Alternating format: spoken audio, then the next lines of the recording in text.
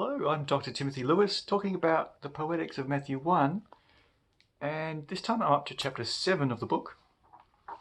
And our chapter 7 is called The Poetics of Fulfillment in Matthew 1:22.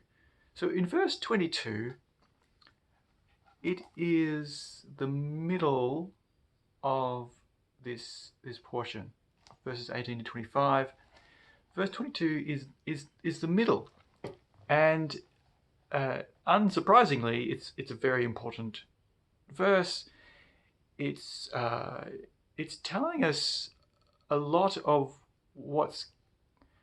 why is something happening? Why is it all happening the way it is? It's the middle.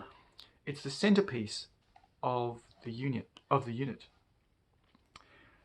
And so I'll just read the overview here. This chapter examines the middle of the concentric structure in order to understand why verse 22 says, all this has happened, seemingly before it has all happened. This refers to the previous component, namely the prophetic birth announcement, linking the two birth announcements together. So on either side, which is what I spoke about in the previous video, either side is a matching birth announcement, a birth prophecy. And so what usually happens is people try to figure out why it says it's all happened, as if it's referring to what's not yet happened, whereas I'm seeing the pattern in what actually has happened, which is Joseph has received a birth prophecy. So that is one of the reasons. If we're looking for the reasons, why was Joseph told to marry Mary, to marry a woman who was having someone else's child? She wasn't having Joseph's child, but Joseph was told to go along with it and to pretend that he was the father, well, to become the father, to name the child, to raise the child with Mary as if it really is their child. And why is Joseph told to do this? And there's a few reasons given. One of the reasons is, well, Joseph was told to do this by an angel of the Lord. So that's a good enough reason. But there's more reasons than that as well. Another reason is because of this linkage between what Joseph was told and what was previously told. Well, what was previously told was to Joseph's ancestor.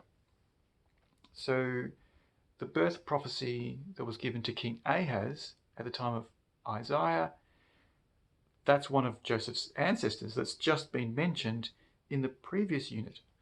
And so if we compare, okay, well, why is it so similar? What's the similarity between the time that King Ahaz, Joseph's ancestor, received a very similar birth prophecy, and now Joseph's receiving the same kind of birth prophecy?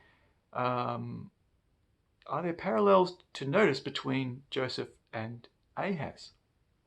Yes, so there are parallels, and so this is what chapter 7 is looking at in the book, The Poetics of Fulfillment, in verse 22.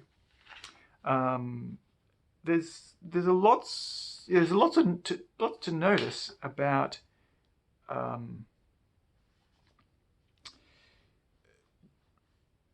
I've forgotten what I was going to say there. It's been a while since I've done one of these videos. So, for example, I note the many kinds of completion. So, the divine speech completes a divine instruction. And the prophecy of the heir's destiny is presented as the reason for the instruction. Actually, I won't go through them all here. Anyway, that's probably enough of an idea of what chapter 7 is about. Most of the time, I'm comparing King Ahaz with Joseph, noticing how King Ahaz responded and how Joseph responded, and just comparing the two recipients of having an almost identical birth announcement, birth prophecy. So that's That's chapter 7 of the Poetics of Matthew 1.